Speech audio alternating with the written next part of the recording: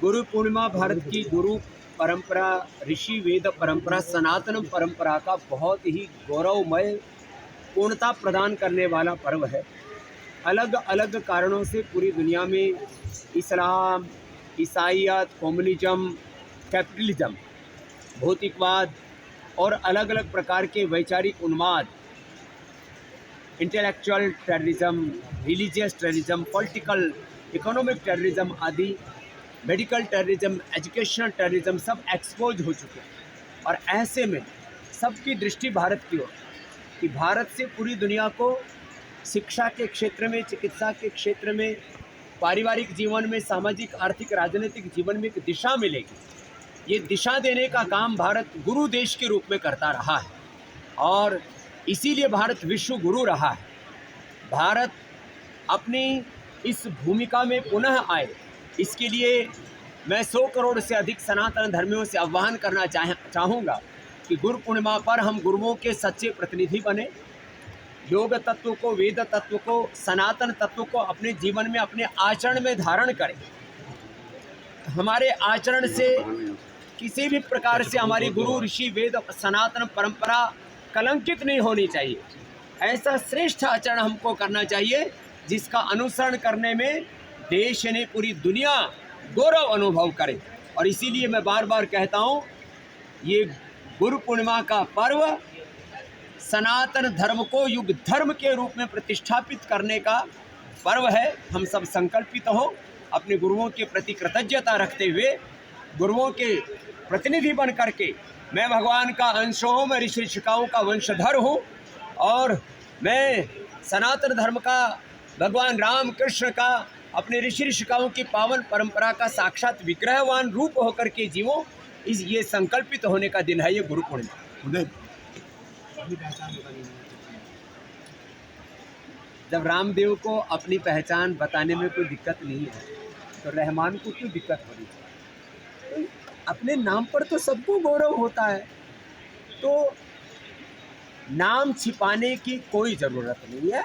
अपने कार्य को शुद्धता और प्रामाणिकता से करने की आवश्यकता है। यदि हमारे कार्य में शुद्धता और पवित्रता है तो हमारा नाम, चाहे हिंदू है, मुसलमान है, हम किसी भी वर्ग से ताल्लुक़ रखते हैं, ब्राह्मण, क्षत्रिय, वैश्य, दलित, आदिवासी, वनवासी, हम सब भारतवासी हैं और सबको अपने भारतीय होने पर, अपने हिंदू होने पर, अपने मुसलमान होने पर, अपने सिख, जैन, बौद्ध होने पर, अपने दलित होने पर, अपने ओबीसी होने पर, अपने ब्राह्मण, क्षत्रिय आदि होने पर सबको समान रूप से गौरव होना चाहिए।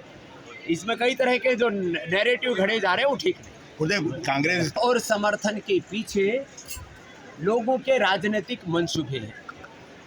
विरोध तो लोग मोदी जी का भी कर रहे हैं कि मोदी जी संविधान के लिए खतरा हैं, लोकतंत्र के लिए खतरा हैं, मोदी जी ओबीसी के लिए खतरा हैं, मोदी जी दलितों, मुसलमानों के लिए खतरा हैं, और फिर उनके प्रति पूरे देश में एक घृणा और नफरत का माहौल तैयार करके कि देवतुल्य देश के प्रधानमंत्री को ही लोग मारने के लिए खड़े हो जाएं, जैसे ट्रंप के खिलाफ खड़े हो गए थे, ऐसे जैसे उनके कान के पास से गोली होकर के गुजरी।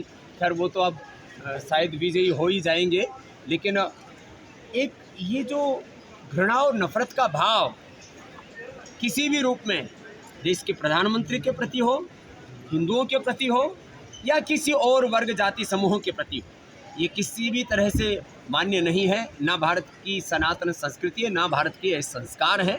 भारत की सनातन संस्कृति अहिंसा, प्रेम, एकत्व, सहअस्तित्व, सामंजस्य, वननेस, कोएग्जिस्टेंस, हार्मनी और यूनिटी पर आधारित है। इसलिए हम सब मिलकर रहें। जाति पंथों के बंटवारे, झूठ कहावे तेरे द्वारे, तेरे लिए सब एक समान, कोई हिंदू न कोई मुसलमान, सारा जग तेरी संतान, सबको सन्मति दे भगवान। गुरुदेव दिल्ली में जो हमारे देवस्थान, जो हमारे बड़े तीर्थ हैं, उनका कोई विकल्प हो नहीं सकता।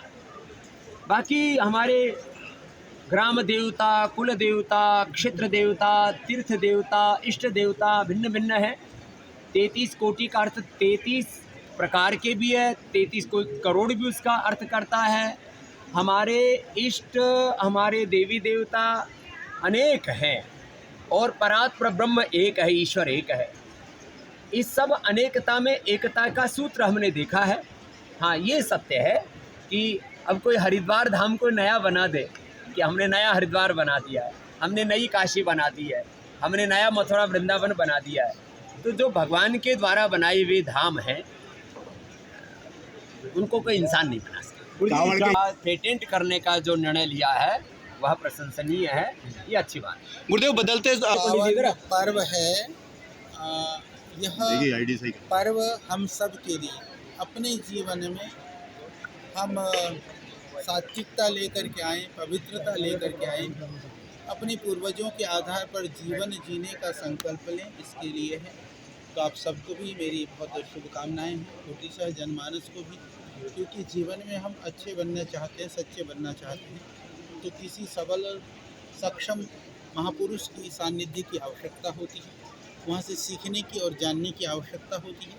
जो जनाने वाला, सिखाने वाला, जो सफल सक्षम महापुरुष होता है, उसी को ही हमारे शास्त्रों में गुरु कहा जाता है।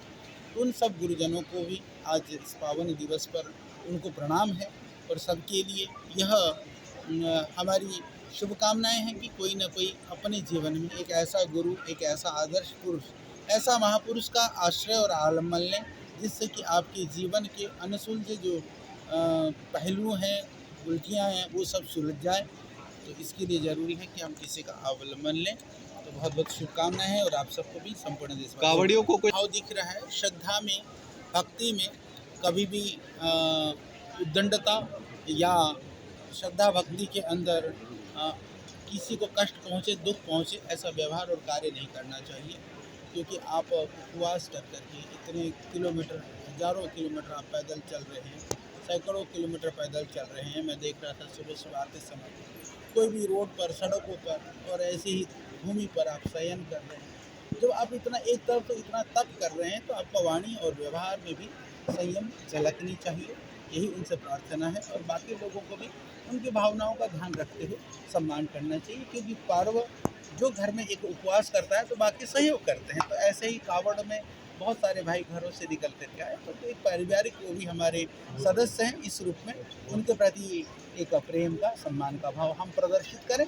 वह भी तप के लिए निकले हैं, तो तप व्यवहार में झलकनी चाहिए। ठीक है। हमारे शास्त्रों की परंपरा है, शिवो भूत्वा शिवम यजेत।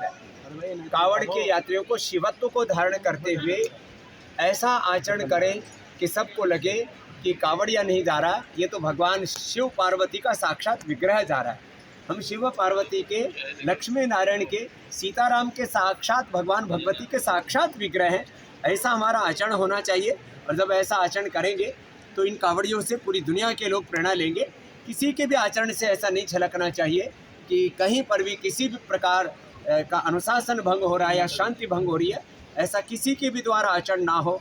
और कुछ कावड़िया हमारे नशा आदि भी करते हैं, तो मैं तो उनसे भी आह्वान करूँगा, भगवान शिव सबका नशा छुड़वाते थे, उनको नशा अर्पित करते थे, भांग धतूरा सब उनकी झोली में डाल करके, और सब निर्व्यसनी होकर के जीते थे। तो सब भगवान शिव की भक्ति का जो नशा है उसमें आनंद करें, कोई भी नशा ना करें, ऐसी भी मेरी सब कावड़ियों से प्रार्थना है।